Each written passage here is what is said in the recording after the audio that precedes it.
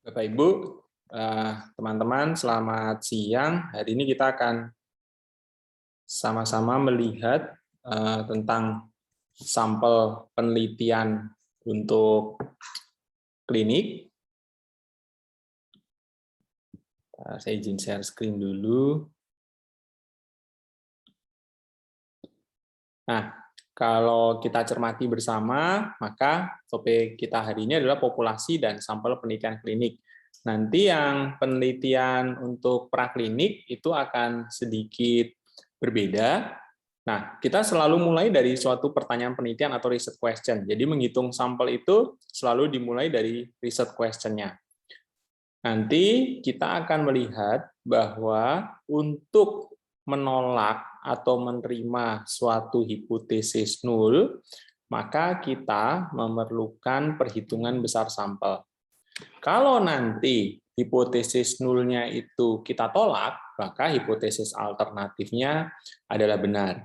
Sementara sebaliknya, kalau hipotesis nulnya itu kita terima, maka hipotesis alternatifnya adalah tidak terbukti. Ya. Sehingga kalau ada suatu pertanyaan penelitian, apakah diabetes mellitus meningkatkan risiko terjadinya resistensi aspirin pada penderita stroke iskemik, maka pada penelitian ini jelas hipotesis alternatifnya adalah tinggal menutup kata tanya apakah, artinya diabetes mellitus meningkatkan risiko terjadinya resistensi aspirin pada penderita stroke iskemik. Nah, untuk membuktikan apakah benar diabetes mellitus tadi meningkatkan risiko terjadinya resistensi aspirin pada penderita stroke iskemik, maka kita harus meneliti pada sekelompok orang. Sekelompok orang ini yang kita sebut sebagai sampel. Harapannya, sampel yang kita teliti tadi menggambarkan kondisi yang sesungguhnya di populasi. Ambil contoh, misalnya kita mendapat tugas untuk mengukur rata berat badan dan tinggi badan anak SMP. Tentu karena keterbatasan waktu, tenaga, dan biaya, kita tidak bisa meneliti seluruh anak SMP di kota Jogja. Maka yang kita lakukan adalah melakukan sampling. Nah, ini yang penting, Bapak, Ibu, dan teman-teman. Kalau sampling tadi benar, maka rata yang kita dapat pada sampel yang kita ukur benar-benar menggambarkan kondisi di populasinya. Ya, sehingga pada pertemuan ini kita akan sama-sama mendiskusikan bagaimana kita memilih sampling, dan yang kedua adalah bagaimana kita mengukur besar sampel. Maka sehingga topik kuliahnya adalah besar sampel untuk klinis. Nah, kalau kita memiliki pertanyaan penelitian seperti ini, maka kita semua tentu berharap bahwa hasil yang nanti kita peroleh itu bisa diekstrapolasi dan juga bisa digunakan di populasi yang lebih luas. Itulah yang kita sebut sebagai populasi target. Artinya apa? Kita berharap bahwa artikel tadi, hasil penelitian yang kita publikasi kelak, itu bisa dibaca oleh banyak orang dan mereka juga bisa mendapatkan manfaat. Nah, sehingga hasil dari penelitian yang tadi dikerjakan pada sampel itu mentargetkan populasi yang lebih luas. Itu yang kita sebut dengan populasi target. Karena kita memiliki keterbatasan, yaitu dalam hal waktu, dalam hal sumber daya, dalam hal tenaga, dan juga dalam hal kemampuan finansial, maka kan kita nggak bisa meneliti seluruh pasien stroke iskemik di seluruh dunia. Ya, kita juga akan punya keterbatasan, kita nggak mungkin meneliti pasien stroke iskemik di Indonesia. Sehingga nanti ada yang kita sebut dengan populasi terjangkau. Manakah populasi yang bisa kita jangkau? Maka kita mungkin akan meneliti pasien stroke iskemik yang berobat di rumah sakit daerah X di kota Yogyakarta. Nah, itu yang kita sebut sebagai populasi studi kita, atau yang kita sebut sebagai populasi terjangkau. Nah, kalau teman-teman cermati diagram Venn ini, maka harusnya populasi ini benar-benar menggambarkan populasi targetnya. Sehingga nanti kalau dicermati, perhitungan dan penyampaian populasi dan sampel itu ada dua hal. dia harus representatif dalam hal karakteristik dan memiliki jumlah yang memadai. Nah, tentu tidak seluruh pasien stroke iskemik yang ada di rumah sakit X tadi bisa kita pakai sebagai sumber data kita, sehingga yang bisa kita pakai sebagai sumber data adalah yang kemudian kita sebut sebagai sampel. Ini juga sama, sampel di sini harus merepresentatifkan populasi terjangkaunya, dan populasi terjangkaunya harus merepresentatifkan populasi targetnya. Jadi itu diagram Venn-nya. Nah, ini yang dalam statistik kita selalu menyebutnya sebagai statistik inferensi. Kita ambil contoh yang tadi ya, kita diminta untuk mengukur rata berat badan dan tinggi badan anak SMP di kota Yogyakarta. Waktu yang diberikan adalah 3 hari, sehingga teman-teman tidak mungkin melakukan pada seluruh anak SMP di kota Yogyakarta. Apa yang Anda lakukan adalah Anda mencuplik, Anda melakukan sampling. Nah, sehingga kalau nanti Anda sampai pada kesimpulan, misalnya rata tinggi badan anak SMP itu adalah 160 cm, dan berat badannya adalah 50 kg, maka hasil yang Anda dapatkan di sini itu adalah rata sampelnya. Nah, harus statistik inferensi bahwa rata yang ada pada sampel ini benar-benar menggambarkan rata yang ada di populasi. Pertanyaan saya, karena kita tidak meneliti seluruh populasi, maka tentu mungkin ada kesalahan. Sepakat ya? Kan kita nggak meneliti seluruh populasi, maka kita akan ada kesalahan. Itulah makanya nanti kita mengenal misalnya confidence interval. Ya. Confidence interval itu adalah untuk menggambarkan bahwa 95% kemungkinan angka yang sesungguhnya ada di populasi adalah berkisar antara batas bawah dan batas atasnya. Ya. Nah, ambil contoh tadi, 160 cm dan 50 kg. Mungkin nggak pada waktu saya mencuplik sampel-sampel tadi, saya mencuplik orang-orang yang tinggi dibanding orang-orang yang tinggi badannya lebih rendah.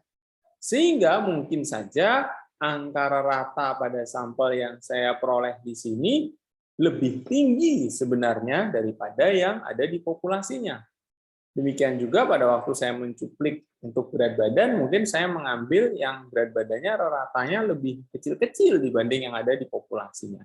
Sehingga mungkin ini tidak menggambarkan rata di populasinya. Nah, supaya, ini penting, supaya angka yang kita peroleh dari sampel tadi benar-benar bisa menggambarkan apa yang terjadi di populasi, yang kita sebut dengan statistik inferensial, maka kita membutuhkan perhitungan besar sampel minimal. Berapa sih angka besar sampel minimal yang harus saya teliti supaya hasil yang saya peroleh di sini benar-benar bisa menggambarkan hasil di populasinya. Nah, sehingga tadi ya kita tentu punya population of interest ya, teman-teman mau meneliti siapa? Misalnya teman-teman mau meneliti subjek-subjek yang terinfeksi COVID, teman-teman mau meneliti pasien-pasien dengan HIV, teman-teman mau meneliti pasien dengan cerebral malaria, teman-teman mau meneliti subjek dengan rabies, teman-teman mau meneliti subjek dengan leprosi, misalnya. Nah, itulah population of interest-nya. Lalu nanti kita akan melihat, karena kita tidak bisa meneliti seluruh populasi, maka kita akan memiliki pembatasan-pembatasan. Ini yang kita sebut dengan populasi terjangkau. Yang mau saya ambil adalah pasien leprosi yang berobat di RSUD X. Tentu kita tidak bisa mengambil yang berobat di RSUD X dari tahun awal sampai tahun akhir, tentu maka kita mencuplik juga tahunnya. Ini yang kita sebut dengan karakteristik temporal, yang berobat di rumah sakit X mulai tahun 2019 sampai tahun 2021. Nanti ada pembatasan-pembatasan lagi. Nah, inilah yang kita sebut dengan sampel. Sehingga nanti kita akan diskusi sedikit apa itu kriteria inklusi dan kriteria eksklusi. Ya, yang tentunya tadi apa yang kita peroleh pada sampel itu harus bisa benar-benar menggambarkan angka yang di populasinya. Ini yang tadi disebut sebagai statistik inferensi. Artinya angka di sampel tadi benar-benar menggambarkan angka di populasinya. Kalau ini tidak menggambarkan angka di populasinya, maka kesimpulan yang kita ambil salah. bukan semata-mata salah apa, tapi memang salah dari awal karena kita tidak meneliti yang harusnya kita teliti. Jadi mencuplik itu menjadi sesuatu yang penting di dalam populasi dan sampling. Sehingga sampel itu harus representatif, ya, benar-benar mewakili apa yang ada di populasi dan harus memadai. Bicara memadai adalah bicara jumlah. Maka nanti kita akan sama-sama diskusi tentang menghitung besar sampel minimal. Nah, akan ada populasi target. Populasi target tadi adalah populasi yang menjadi target daripada penelitian kita. Maka populasi target tadi dibatasi oleh batasan klinik dan demografik. Misalnya kalau teman-teman mau meneliti pasien leprosi usia dewasa, maka disebutkan terdiagnosis leprosi, usia di atas 18 tahun. Itu karakteristik klinis misalnya. Terdiagnosis COVID-19 dengan tes PCR pada usia di atas 18 tahun. Terdiagnosis HIV dengan kadar CD4 sekian pada usia di atas 18 tahun. Nah, tentu populasi target tadi sesuai dengan pertanyaan penelitian kita. Pertanyaan penelitian kita apa? Ya, siapa yang mau kita sasar? Apakah kita ingin menyasar hanya laki-laki atau laki-laki dan perempuan?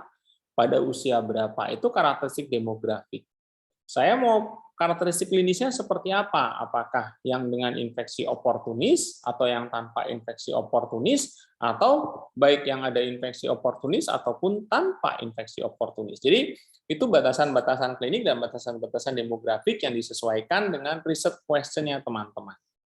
Karena kita tidak memiliki kemampuan untuk meneliti seluruh populasi, maka akan ada yang kita sebut dengan populasi terjangkau. Populasi yang terjangkau tadi adalah representatif dari populasi target.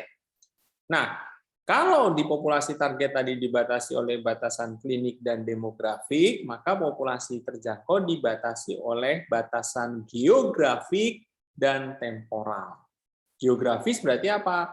Yang sesuai dengan karakteristik klinis dan demografik, tetapi berobat di sebuah rumah sakit atau di beberapa rumah sakit dengan batasan geografis tertentu. Dan berobatnya misalnya antara tahun sekian atau antara bulan sekian sampai sekian, itu karakteristik temporal. Yang paling penting adalah bahwa karakteristik daripada populasi terjangkau tadi benar-benar menggambarkan karakteristik populasi target. Ambil contoh, misalnya teman-teman mau meneliti suatu penyakit yang memiliki staging 1, 2, 3, dan 4. Kalau kondisi di populasinya dari studi-studi epidemiologi yang besar mengatakan bahwa sebagian besar daripada pasien dengan penyakit X ini ada di stadium 2 dan 3, maka nanti di populasi terjangkaunya juga harus demikian. Itulah baru dia bisa menggambarkan apa yang ada di populasi targetnya.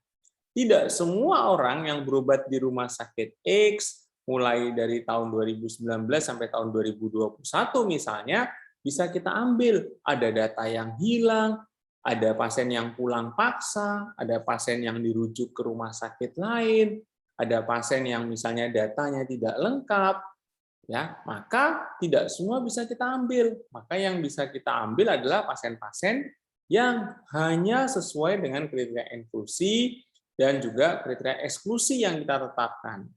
Artinya apa? Nanti tidak semua pasien di populasi terjangkau tadi bisa kita ambil. Nah, yang bisa kita ambil itu yang kita sebut dengan sampel. Ya, nah sama sampelnya ini harus merepresentasikan populasi terjangkaunya. Kalau nanti teman-teman mau meneliti, pikirkan dua hal yang kita sebut dengan kriteria eligibilitas. Ya, siapa sih yang mau saya ambil sebagai sampel? Ada yang disebut dengan kriteria inklusi, ada yang kita sebut dengan kriteria eksklusi. Satu hal yang teman-teman harus catat adalah bahwa kriteria eksklusi bukan kebalikan daripada kriteria inklusi. Ini yang sering kali kita salah. Ambil contoh, misalnya beberapa penelitian mengatakan kriteria inklusinya itu stroke iskemik.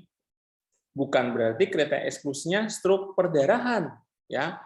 Kriteria inklusinya adalah pasien dengan diabetes mellitus tipe 2. Kriteria eksklusinya adalah pasien dengan DM tipe 1. Itu jelas salah. Artinya apa? Eksklusi tadi adalah dia sudah masuk inklusi, tapi karena satu dan lain hal yang akan kami sampaikan di slide berikutnya, dia tidak bisa kita ambil sebagai sampel. Nah, kembali kepada kriteria inklusi. Kriteria inklusi tadi harus spesifik, karakteristik demografik, berusia di atas 18 tahun, baik laki-laki maupun perempuan. Terdiagnosis HIV dengan infeksi oportunis, memiliki kadar CD4 misalnya di bawah 50, itu karakteristik klinisnya. Ya, berobat di rumah sakit X pada tahun 2019 sampai 2021, itu karakteristik temporalnya. Jadi kalau bicara tentang kriteria inklusi, dia akan dibatasi demografik, ya, laki-laki, perempuan, usia, ya, kemudian dibatasi oleh karakteristik klinis, terdiagnosis apa, batasan-batasan klinisnya apa, ada stagingnya atau enggak, ada prasat labnya berapa, karakteristik temporal, berobatnya kapan. Ya. Kalau dia sudah memenuhi ini, tetapi karena satu dan lain hal dia tidak bisa kita ambil, misalnya kemungkinan loss of follow-up. Penelitian yang teman-teman lakukan adalah penelitian prospektif. Setiap minggu kontrol selama 12 minggu. Ada seorang subjek datang, semuanya terpenuhi daripada kriteria inklusi. Tapi pada waktu kita tanya, Bapak Ibu rumahnya mana? Rumah saya di Jawa Timur, di Ponorogo. Maka pada kasus seperti ini kita akan bisa saja mengeksklusikan dia. Kenapa? Karena kemungkinan loss of follow-up-nya. Ya, dia kita minta datang untuk tiap minggu mungkin akan sangat susah karena rumahnya di luar kota. Ya, atau kemudian pasien-pasien di mana kita harus melakukan wawancara, tetapi pasien ini adalah gangguan kognitif atau retardasi mental yang berat, atau kalau ini misalnya di studi-studi kami tentang stroke, dia pasien dengan afasia, maka ini kita eksklusikan. Kalau teman-teman memberikan suatu intervensi, misalnya pengobatan tertentu untuk suatu penyakit infeksi tertentu atau penyakit apapun, kalau ini ada ancaman potensi efek samping, misalnya pasien ini mengalami gangguan fungsi ginjal, pasien ini mengalami gangguan fungsi hati, pasien ini juga mengkonsumsi obat lain yang banyak, konkomitannya banyak, komedikasinya banyak, maka bisa saja dia sudah memenuhi kriteria inklusi, tapi kita keluarkan. Jadi, kita eksklusi tadi adalah kemungkinan loss of follow-up, ketidakmampuan memperoleh data yang baik, atau adanya potensi ancaman daripada efek samping. Ini yang kita harus eksklusikan. Nah, kembali kepada sampling. Sampling itu ada dua sebenarnya. Yang sering kali kita pakai di setting klinik adalah yang consecutive sampling atau yang convenience. Apa bedanya probability sampling dengan non-probability sampling? Sebenarnya adalah pada probability sampling itu semua anggota daripada populasi memiliki kesempatan yang sama untuk terpilih. Maka ada proses random di sana, proses acak. Nah, kalau kita memiliki suatu proses acak, maka kita membutuhkan data, list of sampling, ya, atau berapa sih orang di populasi tadi, lalu ini daftar namanya misalnya. Nah, di setting klinis itu mungkin agak susah, sehingga lalu di setting klinis biasanya, terutama kalau penelitian-penelitian uji klinik atau penelitian kohort, maka yang kita pakai misalnya adalah consecutive sampling. Dia datang berurutan. Saya memiliki kriteria inklusi ini, kriteria eksklusinya ini. Ada seorang pasien datang, Bu memenuhi kriteria inklusi dan eksklusi, ya. Kemudian kami memberikan inform consent, dia menyetujui, dia kita ambil sebagai subjek. Hari berikutnya datang lagi pasien lain, kriteria inklusinya memenuhi, kriteria eksklusinya juga memenuhi, kita ambil dia sebagai sampling. Nah itu berurutan. Artinya apa? Tidak ada proses random di sana. Probability sampling misalnya adalah simple random sampling, stratified random sampling, atau cluster sample. Kalau dia simple random sampling, itu ambil contoh misalnya seperti lempar koin. Ya. Tapi kalau seperti itu, kalau ini suatu penyakit yang memiliki staging, atau tadi ya teman-teman ingin melakukan penelitian misalnya rata berat badan pada anak SMA. SMA itu adalah kelas, dia punya stratifikasi, ada kelas 1, kelas 2, dan kelas 3. Harapannya kalau ini ada subjek, maka dia mewakili kelas 1, kelas 2, dan kelas 3. Kalau kita hanya melakukan random sampling, simple random sampling, bisa saja nanti di akhir ternyata populasi kita itu timpang. Artinya apa? Sebagian besar itu ada di kelas 1. Ya, ternyata 70% dari subjek kita tuh ada di kelas 1. Nah, dengan demikian lalu akan ada ancaman daripada kesimpulan yang salah. Nah, sehingga penelitian kita tidak mewakili seluruh populasi kan? Kita lebih condong ini hanya mewakili kelas 1. Nah, sehingga seperti itu nanti proses samplingnya itu dilakukan di per kelas. Jadi misalnya kami butuh subjek itu 300, maka 100 tadi akan muncul daripada anak kelas 1, 100 muncul dari anak kelas 2, dan 100 muncul dari anak kelas 3. Dengan demikian masing-masing kelas itu terwakili. Demikian juga kalau ini suatu penyakit yang memiliki staging, maka Bapak Ibu harus mencoba melihat bahwa semua tadi terwakili. Nah, supaya tadi semua terwakili, maka proses samplingnya dilakukan di dalam stratanya. Jadi kita mencuplik sendiri pada anak kelas 1, mencuplik sendiri pada anak kelas 2, mencuplik sendiri pada anak kelas 3. Ini yang kita sebut dengan stratified random sampling. Beberapa waktu yang lalu kami melakukan penelitian, kurang lebih sudah 10 tahun lalu ya, di Cebu itu ada penelitian tentang KIPI untuk suatu vaksin di Indonesia, maka tentu akan sangat susah ya kalau kita mendapatkan data list anak. Ya. Sehingga apa? Yang kita cuplik itu bukan nama anak per anak, tetapi yang kita cuplik itu adalah nama kecamatannya. Ya, Kecamatan Biro Brajan, misalnya Kecamatan Pakem, Kecamatan Ngaglik, ya, Kecamatan Ngemplak, gitu ya. Itu yang kita cuplik. Artinya apa? Jumlahnya berarti kan jauh lebih kecil daripada nama semua anak ya. Sehingga kalau nanti misalnya Kecamatan Pakem itu tercuplik, maka seluruh anak yang tadi mendapat vaksinasi di Kecamatan Pakem itu otomatis menjadi subjeknya. Jadi menjadi sampelnya. Ini yang kita sebut dengan cluster sampling. Jadi dia mencupliknya bukan per anggota, tetapi berbasis pada anggotanya, pada kelompoknya. Ini kalau di rumah sakit, misalnya ini kita punya list data rekam medik, ya simple random sampling, salah satunya adalah misalnya saya butuh subjek 20 misalnya ya, saya melempar bolpen, dia jatuh kemana gitu, terus dari sini ke sana itu akan jadi subjek saya, atau dari sini ke bawah lalu ke atas jadi subjek saya, yaitu artinya apa? Seluruh anggota daripada populasi ini kan memiliki kesempatan yang sama untuk terpilih. Nah, ini yang tadi ya disebutkan stratified sampling. Kalau ada stratanya, misalnya tadi SMA ada kelas 1, ada kelas 2, ada kelas 3, atau ini stadium penyakit ada kelas stadium 1, 2, 3, dan 4, maka yang dipakai adalah kita mencuplik di dalam stratanya. Artinya apa?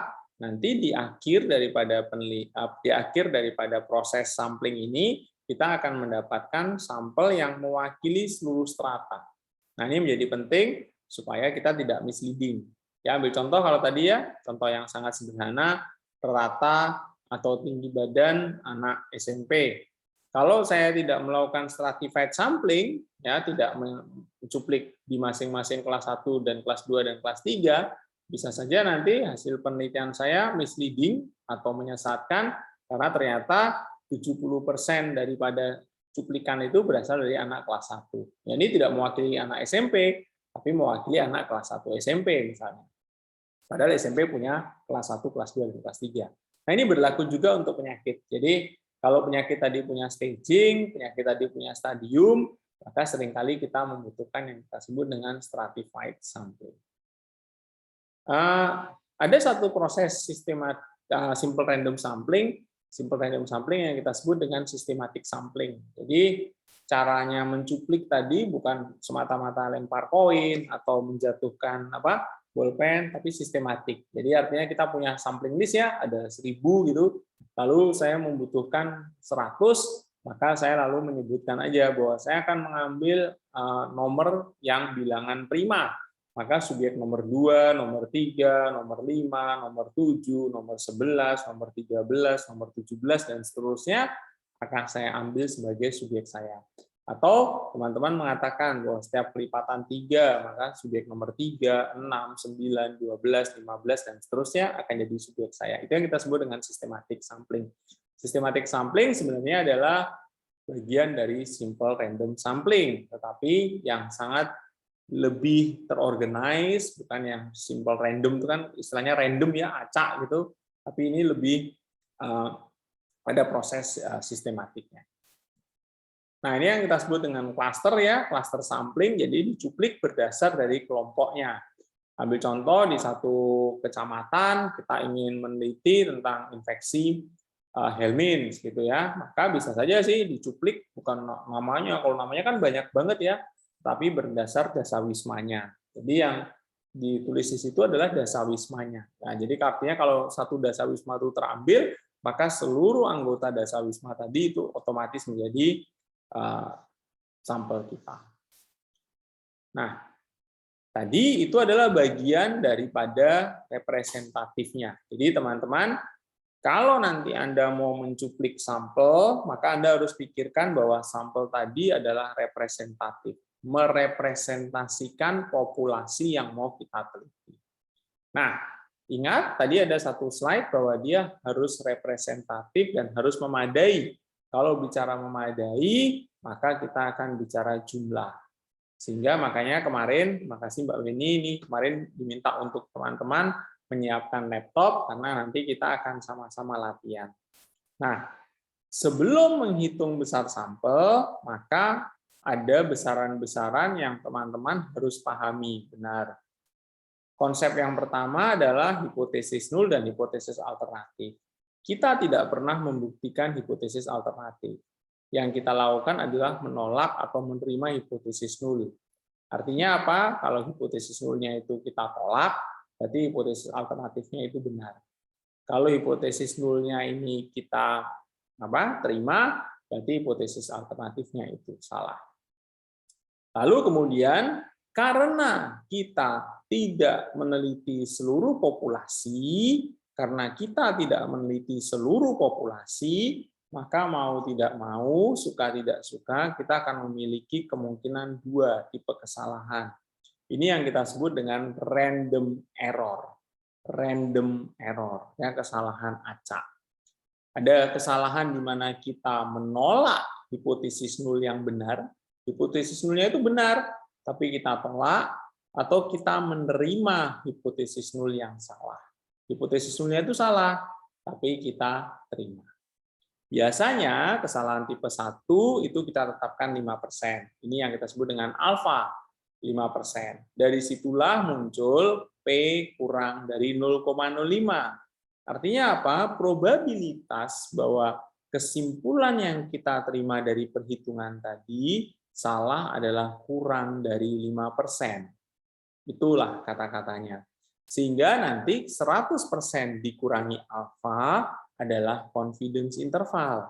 Jadi kalau alfanya itu teman-teman tetapkan misalnya 1%, maka confidence interval di penelitian teman-teman bukan lagi 95%, tapi 99%.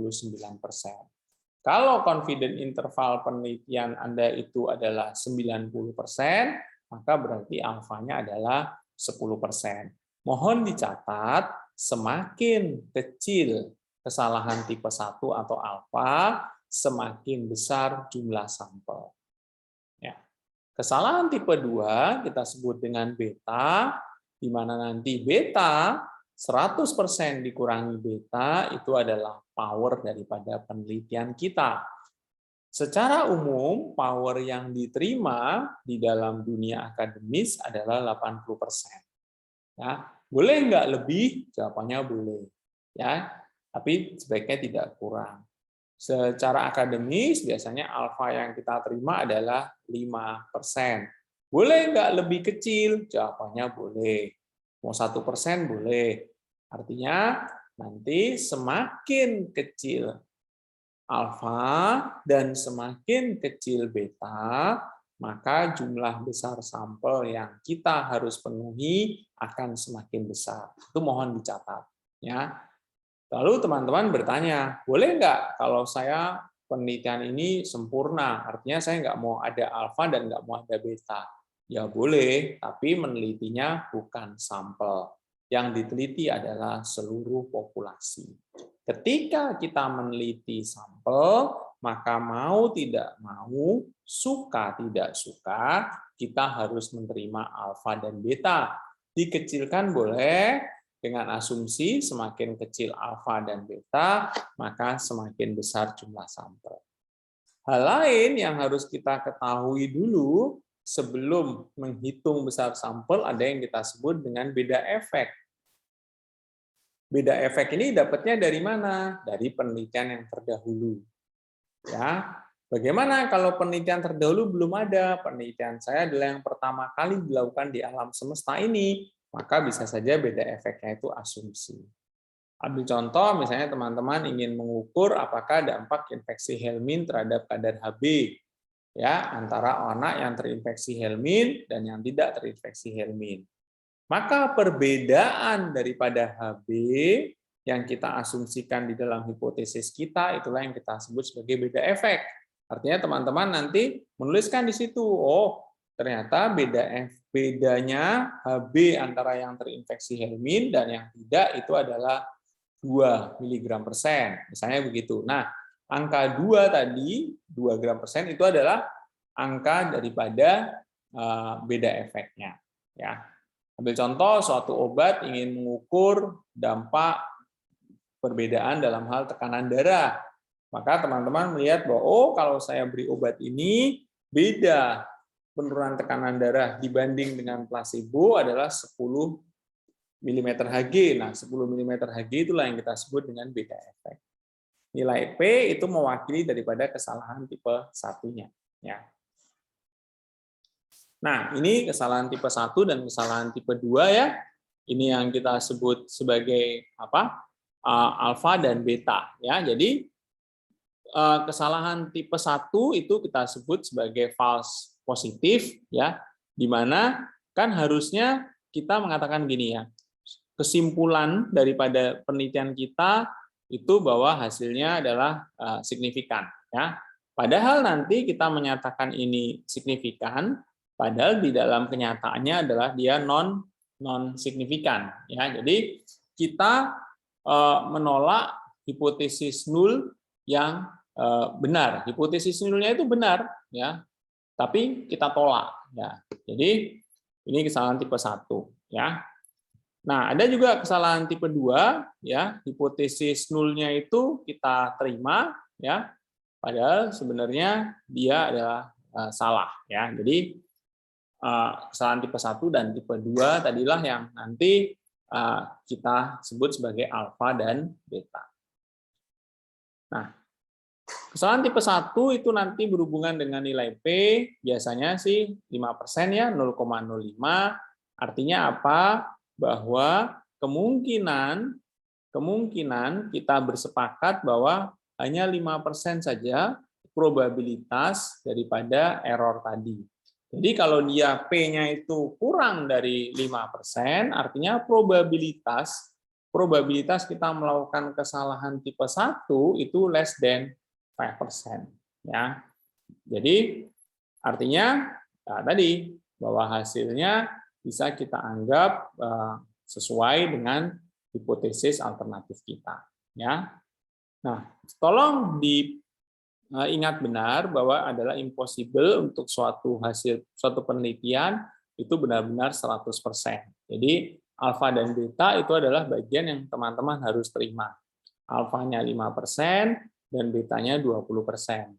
Kalau betanya 20%, maka power daripada penelitian ini adalah 80%.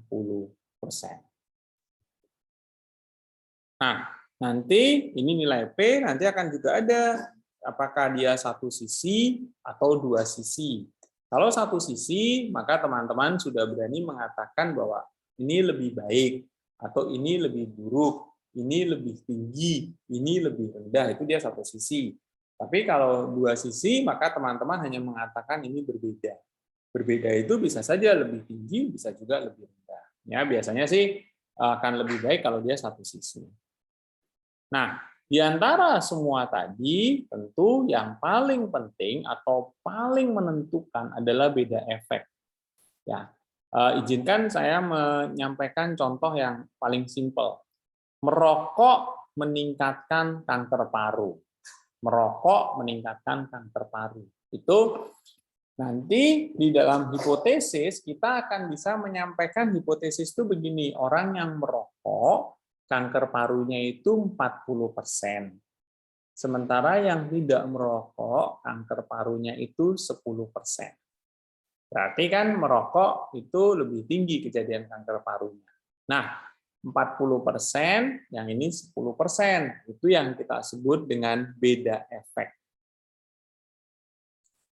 Nah, 40 dan 10 tadi bisa saja saya ekspresikan bukan dalam bentuk selisih 40% dan 10%. Tapi saya bisa juga menyampaikan begini, di antara orang yang merokok, kejadian kanker paru itu 4 kali lipat. Dari mana 4 kali lipat? Dari 40% dibagi 10%. Ya. Jadi nanti bisa saja dalam bentuk RR atau OR. Kalau seorang itu terinfeksi infeksi cacing, maka HB-nya itu adalah 9.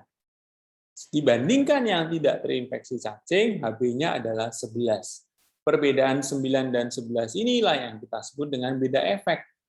Beda efek tadi bisa dalam bentuk, oh ini 9, ini 11, atau bisa saja kita tuliskan bahwa berbeda rata HB antara yang terinfeksi cacing dan yang tidak adalah 2. Jadi bisa kita tuliskan ini 9 atau 11, atau bisa saja kita tuliskan bahwa beda antara yang terinfeksi dan yang tidak adalah 2. Teman-teman bisa lihat bahwa semakin besar beda efek, maka semakin kecil sampel. Semakin kecil beda efek, semakin besar sampel. Untuk membuktikan sesuatu yang jelas nyata, kita tidak butuh sampel yang banyak. Tetapi kalau untuk membuktikan sesuatu yang beda-beda tipis, kita membutuhkan sampel yang banyak. Nah, ini kita akan bisa melihat bagaimana hubungan antara power dari penelitian kita, jumlah kelompok, ya, jumlah sampel per kelompok, dan kalau kita lihat maka power tadi akan sangat ditentukan oleh jumlahnya. Jadi semakin banyak jumlah daripada sampel, power penelitian itu akan semakin tinggi. Ya. Jadi hati-hati kalau ternyata nanti kita tidak menilai atau tidak mengukur dengan benar sampel size kita. Nah, coba lihat ya. Ini saya mau lompat galah, ya. Harapannya adalah penelitian kita tuh terbukti kan ya, bahwa tuh ya kita sampai sini, ya.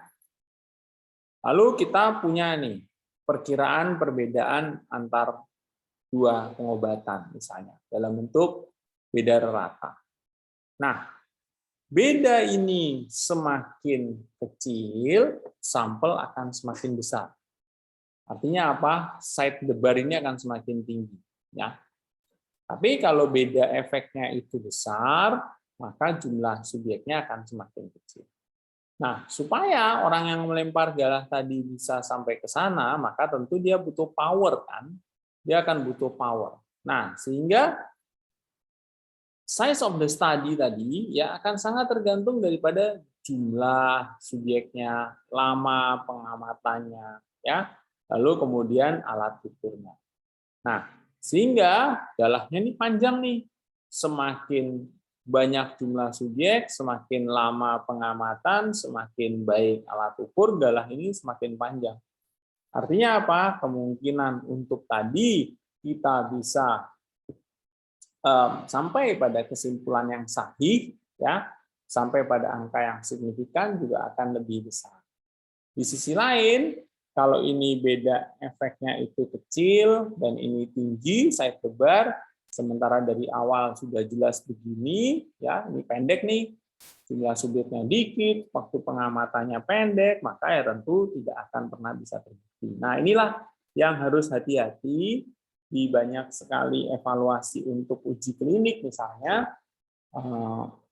Kami kalau diajak diskusi dari misalnya Badan POM itu ya, kami selalu bilang, teman-teman yang mau meneliti cermati benar beda efeknya mau berapa, ya. Jangan sampai nanti beda efek itu kita set terlalu besar, sampelnya bisa kecil, tapi ternyata di dalam kenyataannya itu tidak pernah signifikan. Jadi ya sama kata-katanya begini ya, saya ini cuma punya galah yang kecil, tapi ya bagaimanapun saya akan mencoba untuk menumbangkan rekor dunia ini, ya ini pasti nggak mungkin tercapai ya dengan begini. Jadi ya konyol.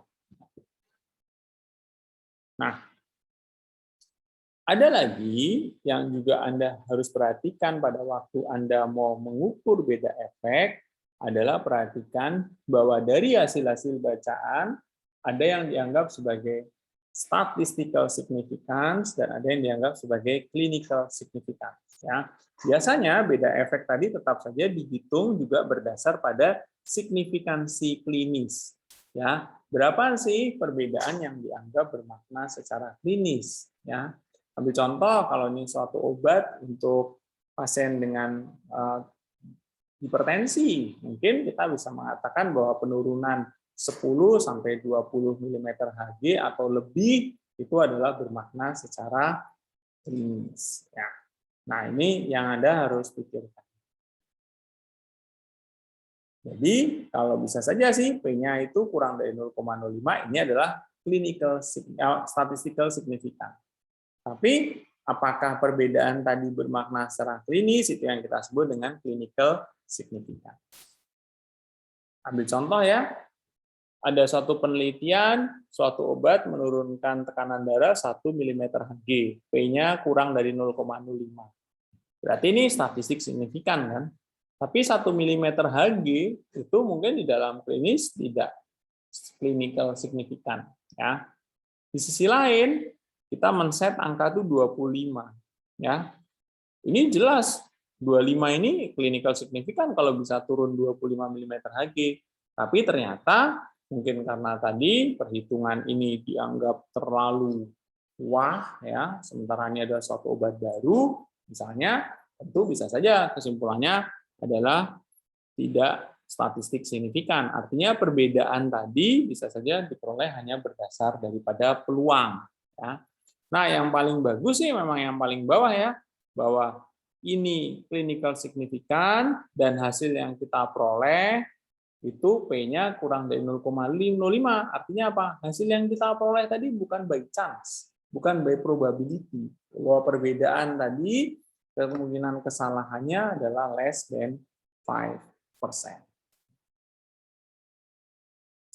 Ada suatu studi yang bagus ya, ada pasien 569 dengan advanced pancreatic cancer, kanker pankreas yang lanjut, yang mendapatkan kemoterapi kombinasi gemcitabine dan hanya gemcitabine alone. Ya. Ini relotinib dan gemcitabine, tetapi dibandingkan dengan gemcitabine alone. Ya, ternyata median survival-nya itu signifikan, memanjang pada kelompok yang mendapat kombinasi dibandingkan kelompok yang hanya mendapat gemcitabine alone, ya 6,24 bulan dibanding 5,91 bulan. Ini P-nya kurang dari 0,05. Kalau dilihat di sini, wah ini statistical signifikan. Tetapi apakah perbedaan ini bermakna secara klinis? Mari kita lihat bahwa perbedaan tadi itu kalau dihitung harinya adalah kurang lebih 10 hari. Sehingga bagi sebagian besar ahli kanker, ini tidak dianggap sebagai clinical signifikan yang improvement. Nah, jadi pada waktu nanti teman-teman menghitung besar sampel, juga pikirkan bahwa beda efek yang Anda set tadi, itu adalah sesuatu yang memang bermakna juga secara klinis. Ya. Jadi nanti skenarionya kan bisa statistical significant dan clinically important. Nah, ini yang paling kita sukai ya. Tetapi bisa juga not statistical significant tapi clinically important. Nah, pada kasus yang seperti ini bisa saja itu studinya underpower. Nah, supaya tidak terjadi studi yang underpower ya, maka dari awal kita harus benar-benar menghitung besar sampelnya dengan seksama, dengan benar. Ya. Bisa juga sih statistical significant tapi tidak clinically important. Nah, ini berarti dari awalnya tadi mungkin studi ini tidak dirancang untuk benar-benar melibatkan para ahli klinik. Lalu ditanya, berapa sih penurunan HB yang Anda anggap bermakna? Berapa sih penurunan kadar gula darah yang dianggap bermakna? Gitu ya. Atau berapa sih waktu lama hidup yang dianggap bermakna dibanding kalau tidak diberi terapi? Nah, yang paling bagus tentu yang definite ya. Misalnya teman-teman men-set nih ya. Dianggap misalnya bahwa suatu obat tadi bisa menaikkan kadar vitamin D misalnya kalau dia diberi. Lalu kita menganggap bahwa dalam waktu 3 bulan kadar vitamin D ini naik 10 misalnya ya. 10 nanogram per desiliter. Ternyata obat tadi menaikkan rata-ratanya adalah 20 ya, dan batas bawah confident interval dari hasil penelitian tadi itu di atas daripada threshold yang kita anggap sebagai clinical significant. Nah, ini berarti jelas ini definite ya. Bisa juga yang seperti ini. Jadi batas bawah, batas confident intervalnya itu si threshold tadi ada di antara dua confident interval. Nah, pada kasus seperti ini ya kita harus bisa mempertimbangkan sebagai probable. Tapi kalau confident intervalnya tadi melewati angka 1, ya kalau ini bicara RR atau OR, atau melewati angka 0 kalau bicara mean difference, maka ini otomatis tidak statistical significant. Ya. Ini juga ya, kalau dia ada di threshold-nya itu ada di mendekati batas atas daripada confident intervalnya, ini kita bilang sebagai possible ya. Tapi tergantung juga kalau confident intervalnya tadi melewati angka 0 atau untuk beda rata atau angka 1 untuk RR dan OR, maka otomatis juga ini tidak signifikan secara statistik ya. Atau ya ini threshold-nya nih, kita bilang oh bagus itu kalau naik misalnya di atas 2 HB-nya. Ternyata penelitian tadi cuma menemukan HB-nya itu naik setengah. Batas atas dan batas bawahnya, batas atasnya itu maksimum cuma 1,2. Nah, 1,2 itu kan di bawah daripada ambang threshold clinically important. Makanya tentu saja mungkin nanti ada penelitian-penelitian yang gini nih. Ya, ininya signifikan nih. Tapi dia tidak bermakna secara klinis. Nah, ini menjadi sesuatu yang mungkin secara keilmuan nanti tidak terlalu bermanfaat buat pasien-pasien kita. Nah, supaya ini tidak terjadi, maka usahakan benar pada waktu menghitung besar sampel tadi benar-benar memperhatikan juga angka-angka yang kita sebut dengan clinical significant. Nah, jadi tetap ya mengklarifikasi hubungan antara statistik signifikan dan clinical importance nih ya, clinical importance, sehingga hati-hati benar ketika memilih delta. Delta ini yang kita sebut sebagai beda efek. Beda efek tadi Anda mau set berapa gitu ya. Jangan sampai nanti Anda set misalnya terlalu kecil, dia tidak signifikan secara klinis ya. Jadi nanti harus dilihat benar beda efek tadi harus bermakna secara klinis dan juga bermakna secara statistik. Nah, ini ada beberapa hal yang perlu diperhatikan, misalnya seringkali perlu pengamatan yang lebih panjang. Bisa saja sih ada perbaikan, tapi di minggu kedua, minggu ketiga, perbedaan ini masih sangat kecil. Tapi dengan tadi latihan, misalnya setelah di atas 6 minggu, baru hasil itu nyata. Nah, taunya ini dari mana? Dari penelitian-penelitian sebelumnya. Jangan-jangan ada tuh satu penelitian dia meneliti dengan asam folat ya, ada perbedaan begini, tapi belum bermakna. Sehingga kita berasumsi, oh ini kalau pengamatannya lebih panjang, mungkin saja bisa bermakna. Nah, supaya nanti hasil penelitian kita itu benar-benar terbukti, ya hipotesis yang tadi kita ajukan, maka teman-teman harus juga mempertimbangkan lama pengamatannya. Dari mana? Itu dari dasar keilmuannya atau dari studi-studi empiriknya. Sehingga kalau tadi suatu penelitian itu beda efeknya kecil, mungkin dia akan butuh waktu yang lebih lama. Ya, jadi kalau small difference itu need long study duration. Ya. Nah, kalau teman-teman tadi datanya itu tersebar, ya, misalnya kita ngukur kadar kolesterol, yang satu kolesterolnya bisa 240, yang satu 120 misalnya, kan itu bedanya jauh ya. Atau yang satu bisa 280, yang satu cuma 140. Itu kan dia gini, datanya itu apa? Scatter gini ya, tersebar. Ya, sehingga bisa saja pada kasus yang seperti ini kita tidak akan mendapatkan hasil yang signifikan secara statistik. Beda kalau sebaran datanya ini bagus ya. Kalau dia sebarannya seperti ini data-data yang reliable ya, maka confidence intervalnya pun itu akan sempit. Confidence interval yang sempit itu menunjukkan bahwa presisi. Datanya ini adalah lebih presisi.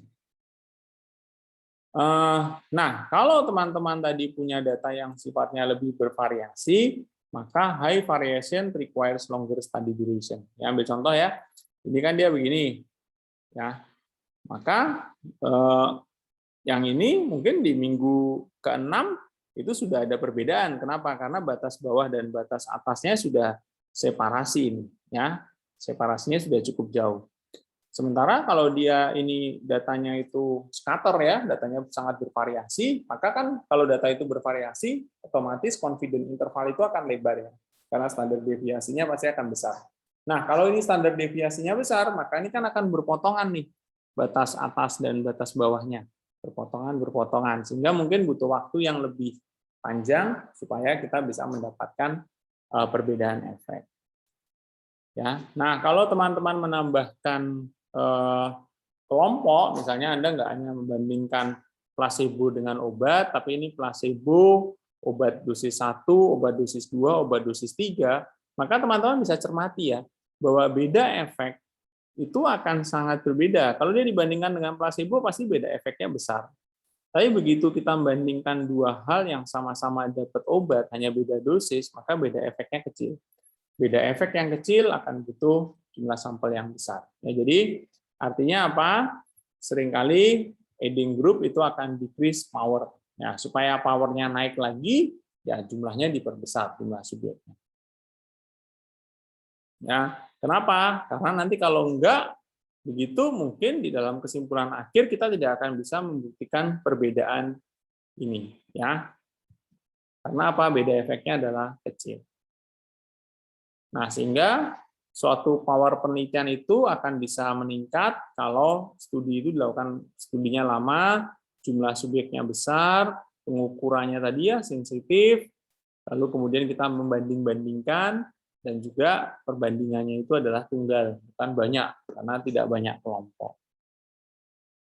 Nah, teman-teman, saya minta Anda untuk membuka komputer, tolong masuk di dua website ini di dua Windows yang berbeda. Silahkan.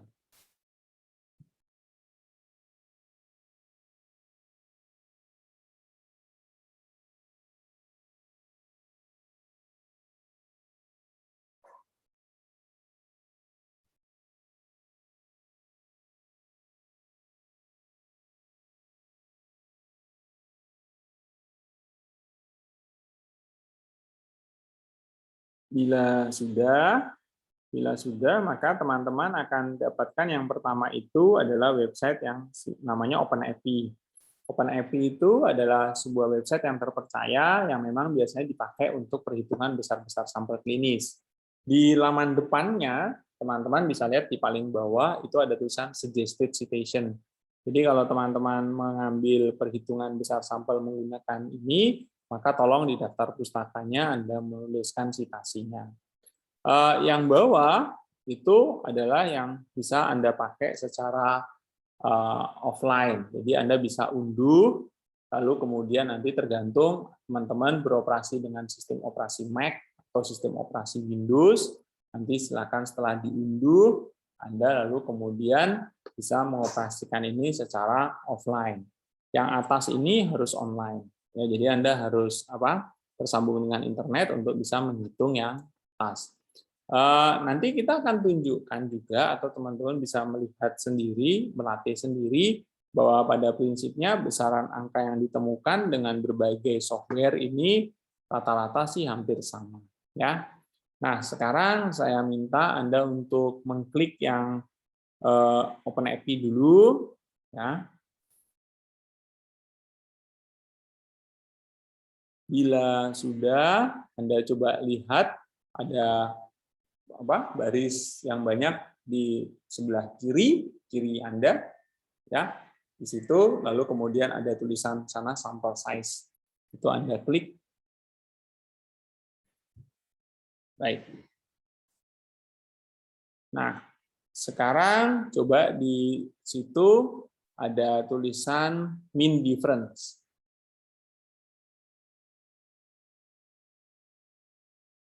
Ya, tolong diklik. Ya, jadi teman-teman tolong diperhatikan bahwa yang akan menentukan besar sampel untuk beda rata dua populasi, artinya misalnya kita mau mengukur berapa sih beda HB antara yang terinfeksi Helminth dan yang tidak. Berapa sih beda CD4 antara yang ada infeksi oportunis dan yang tidak, gitu ya. Nah,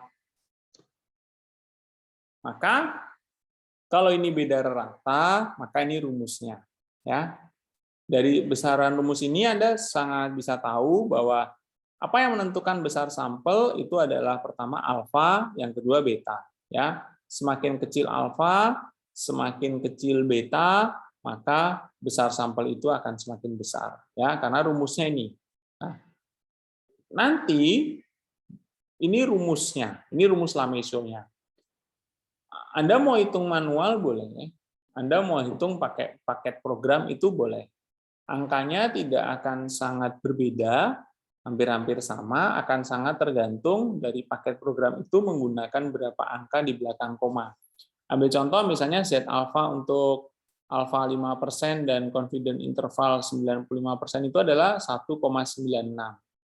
Z beta untuk beta 20% dan power 80% itu adalah 0,84. Itu sebenarnya bukan 1,96 tapi 1,96 sekian ke belakang.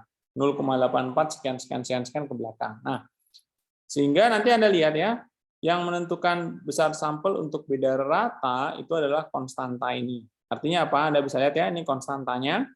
Kalau kita itu misalnya powernya itu adalah 80%, dengan alfanya itu adalah 5%, maka konstanta ini sudah dihitungkan 7,85. Ya.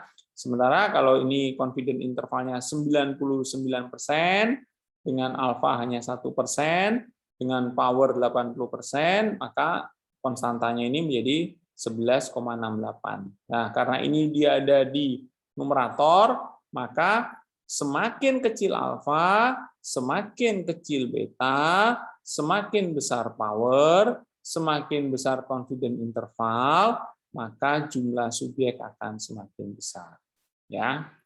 Nah, lalu teman-teman bisa lihat ini adalah standar deviasi. Standar deviasi kuadrat itu kita sebut sebagai varian. Ini juga kalau beda rata tadi standar deviasinya besar, jumlah subjeknya semakin besar apa semakin kecil? Ya, jumlah subjeknya adalah semakin besar. Dan lalu beda efek itu adalah D-nya. Ya, kalau beda efeknya kecil, karena dia adalah denominator, maka tentu besar sampelnya akan menjadi besar. Ya. Yuk, kita coba cermati. Seorang peneliti ingin membandingkan obat A dan obat B. Ya, obat A dibanding placebo, misalnya. Dia menghipotesiskan bahwa obat A itu bisa menurunkan kadar gula darah 15 mg per desiliter dibanding plasebo. Nah, 15 mg per desiliter inilah yang kita sebut dengan beda efek. Ya, itu kita anggap sebagai clinical signifikan. Nah, teman-teman, ini yang penting. Jadi, angka ini dapatnya dari mana? Dari studi-studi terdahulu, dan kita menganggap bahwa ini clinical signifikan. Ya. Nah, dari hasil penelitian, bahwa ternyata angka standar deviasi untuk kadar gula darah itu adalah 30 mg per desiliter. Nah, sekarang teman-teman, di OpenEpi, tolong klik sample size. Coba lihat yang mean difference atau compare mean. Lalu ada di sini enter new data, Anda enterkan new data. Kemudian Anda bisa melihat ya ada confidence interval, kemudian ada power di sana. Kalau Anda tidak mau merubah, Anda tinggal enter 95% dan 80% tetap saja. Nah, lalu di sana ada dua grup ya. Ada mean, ada standar deviasi.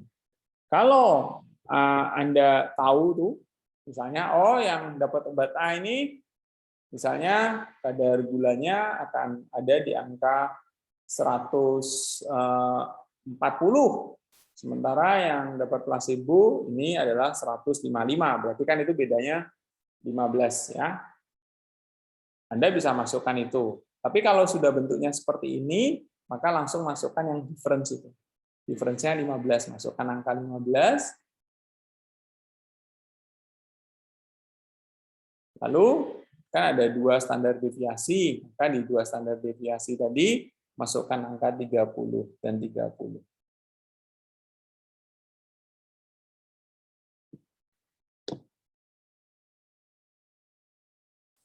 Bila sudah, maka coba calculate, di atas ada tulisan calculate, maka Anda akan dapat angkanya.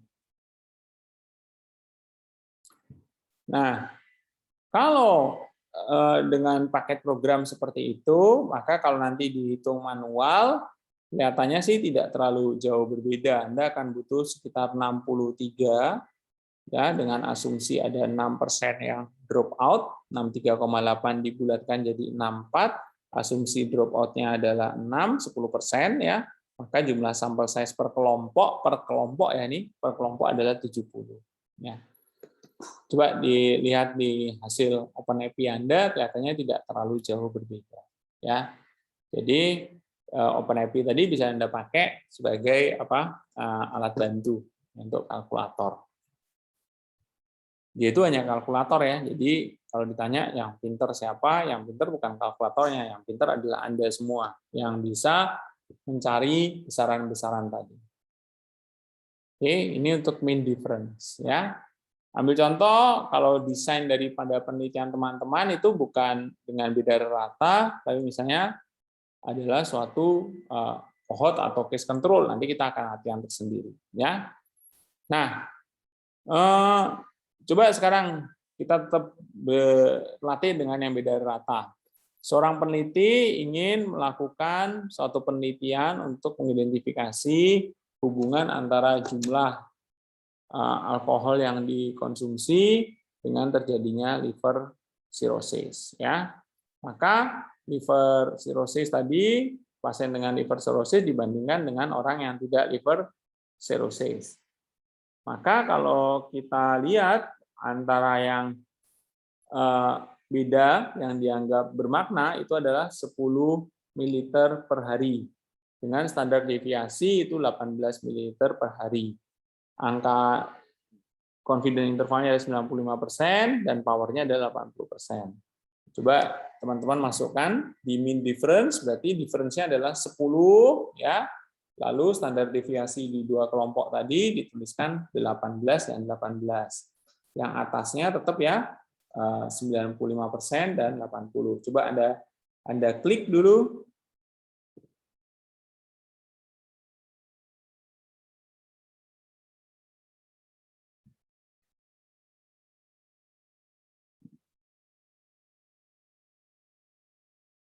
Dapat berapa? Apakah ada yang berbeda? Ya, nanti kita diskusikan aja. Ya. Nah, bagaimana kalau studinya teman-teman adalah studi kasus kontrol? Maka yang dilihat adalah itu ya. Jadi apa? Yang dilihat adalah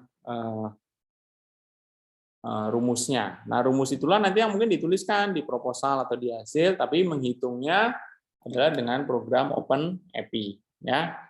Nah, di sini akan ditanyakan berapa sih jumlah rasio. Jadi kalau ini case control itu kan untuk suatu kasus jarang ya. Jadi bisa saja jumlah rasionya itu tidak 1:1, tapi 1:2. Artinya ketemu satu kasus dapat 2 kontrol. Atau 1:3, ketemu satu kasus kontrolnya 3. Jadi semakin banyak kontrolnya, nanti jumlah kasus itu akan semakin kecil ya. Sehingga itu cocok untuk kasus-kasus yang jarang ya, penyakit-penyakit yang jarang. Nah, sama kalau Anda cermati, maka penentu utama dari besar sampel itu adalah beda efek. Beda efek ini ditambahkan adalah ini ya, proporsi in case dan proporsi in control. Kalau bedanya ini itu besar, maka otomatis jumlah sampelnya itu akan kecil ya.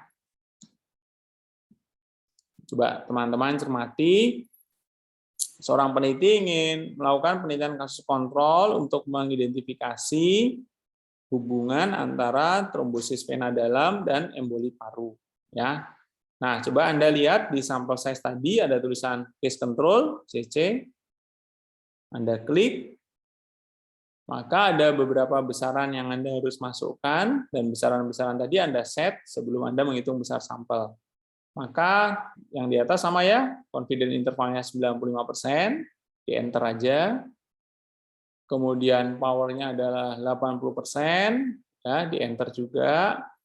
Lalu kalau Anda cermati, maka proporsi dari kelompok case itu adalah 40%, dan pada kelompok kontrol adalah 30%. Maka nanti Anda masukkan proporsinya pada yang case tadi ya, yang case yang pulmonary embolism yang mengalami DVT itu adalah 40% dibanding pada yang non pulmonary emboli yang mengalami DVT itu hanya 30%. Nah, coba Anda cermati berapa angkanya. Kalau sudah selesai Anda masukkan, tolong diklik yang calculate.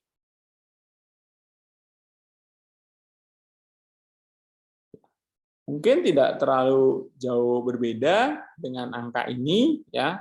Dia akan mendapatkan besar sampel untuk masing-masing kelompok itu adalah 350 sekian dengan dropout 10%, maka akan ada segini. Nah, kenapa ini sedikit berbeda antara yang di OpenAPI dan juga yang ada di perhitungan manual adalah karena tadi ya komanya. Jadi dia 1,96 itu panjang tuh, 1,96 sekian 0,84 juga panjang. Nah, itu mungkin yang membuat dia sedikit berbeda. Nah, coba masukkan kembali ke sampel size. Di sana ada tulisan cohort garis miring RCT. Ya, jadi penelitian terdahulu mengatakan bahwa proporsi lung cancer ya yang merokok itu 30% ya, sementara lung cancer pada yang tidak merokok itu 20%. Nah, berarti beda efeknya adalah 10%. Ya, sehingga teman-teman bisa lihat tadi berapakah proporsi yang terpapar yang menjadi outcome dan berapa proporsi yang tidak terpapar yang menjadi outcome. Pada kasus ini maka dimasukkan angka 30% yang proportion of exposed, proportion of unexposed itu adalah 20%. Dengan confidence interval 95% dan power 80%. Rasionya sama ya, 1. Jadi artinya kelompok yang terpapar dan kelompok yang tidak terpapar itu jumlahnya sama. Baik, lalu Anda coba klik calculate.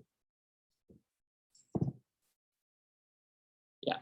Nah, itu tadi perhitungan untuk besar sampel. Mudah-mudahan bermanfaat. Nanti kita akan bisa diskusikan lebih lanjut. Terima kasih banyak.